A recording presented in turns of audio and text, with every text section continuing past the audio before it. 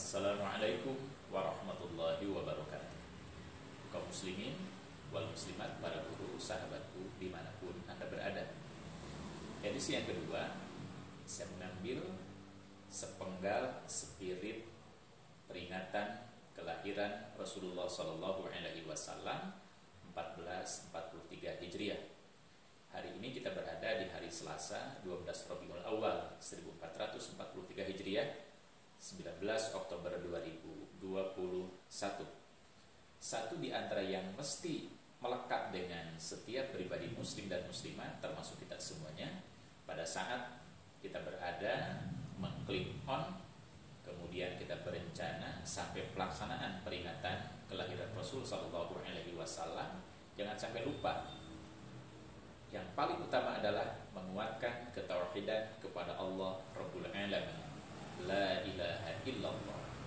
Gandengkan dengan kesetiaan kita kepada Rasulullah Sallallahu Alaihi Wasallam dengan mengucap, mengikrarkan, mengucapkan, mendeklarasikan bahwa Muhammad adalah Rasulullah. Kemudian yang kedua, mari kita sama-sama untuk berada pada satu kesadaran agar tauhid kita mantap. Jadilah pecinta majelis ilmu. Ketika kita rajin bermajelis ilmu, maka di dalamnya banyak hal yang pasti, bukan lagi mungkin, pasti akan kita dapatkan. Yang pertama, jaminan Rasulullah Shallallahu Alaihi Wasallam bahwa orang yang bermajelis ilmu itu berada pada satu jaminan bahwa di dalamnya Allah menurunkan malaikat.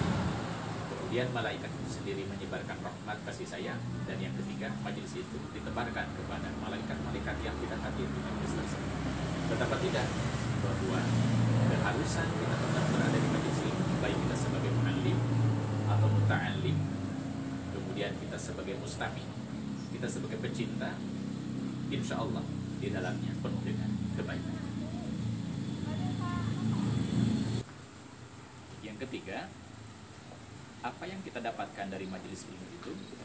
Yang pertama, mari kita sama-sama untuk mencatat. Oh, kalau begitu kita harus membawa alat tulis pada saat kita berada di majelis ilmu. Jangan sampai hanya mengandalkan kuping. Mengapa? Karena berdasarkan penelitian dari pakar komunikasi bahwa orang itu bisa bertahan untuk men-save apa yang dia dengar itu maksimal 20 menit. Setelah 20 menit, wallahu a'lam tak kemana. Makanya para guru kita itu sering mengingatkan, ketika kita berada di majelis ilmu, maka catatlah ilmu itu sendiri. Kenapa? Karena ilmu itu bagaikan binatang buruan.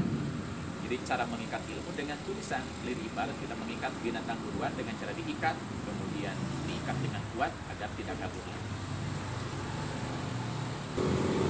Ilmu yang sudah dicatat itu satu waktu akan diperlukan. Kalau istilah yang sederhana itu, catatan itu menangkal lupa. Jadi kalau kita memerlukan ilmu yang tadi didapatkan, maka tinggal ataupun kantun muka buku catatan. Tapi kalau memang kita tidak punya catatan, mau kemana kita akan kembali? Hanya mengandalkan harapan demi harapan, ya walaupun kita juga tidak boleh putus asa.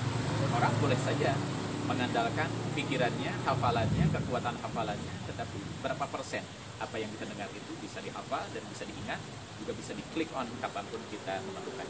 Karena itu sekali lagi, ketika kita berada di majelis ilmu, jangan lupa bawa catatan. Sahabatku yang Allah muliakan, setelah kita mengklik on apa yang telah kita tulis, kita hafalkan, kemudian yakinlah bahwa semua ilmu itu manfaat. Oleh karenanya, agar bertambah kemanfaatannya, maka amalkan ilmu itu. Setelah kita beramal dengan ilmu yang kita dapatkan, kita harus peduli juga, sampaikan kepada orang lain. Karena Rasul Shallallahu Alaihi Wasallam berpesan kepada sahabatnya agar ilmu yang telah mereka dapatkan dari Rasul, kemudian ada tugas berikutnya, menyampaikan kepada orang lain, diminta ataupun tidak diminta. Sahabatku, para guru, muslimin dan muslimat dimanapun berada.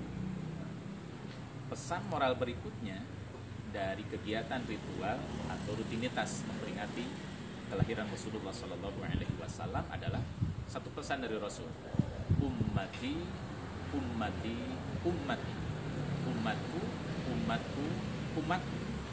Kemudian ada juga pesan yang lain, as-shalah, as-shalah, as-shalah. Jadi Rasul itu menitipkan umat, yang kedua menitipkan sholat. Berkenaan dengan titipan Rasul bernama atau berjudul umat, mari kita sama-sama fokus melakukan kaderisasi, kadar pelanjut ajaran Rasul.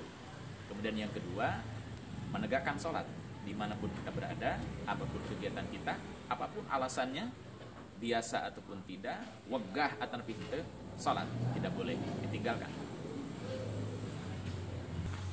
Berkenaan dengan tugas kaderisasi, saya mengingatkan kepada kita semuanya, terutama para pimpinan masjid, pimpinan musola, pimpinan majelis taklim, pimpinan pondok pesantren, pimpinan madrasah, dan sanggar-sanggar kegiatan keilmuan dimanapun berada.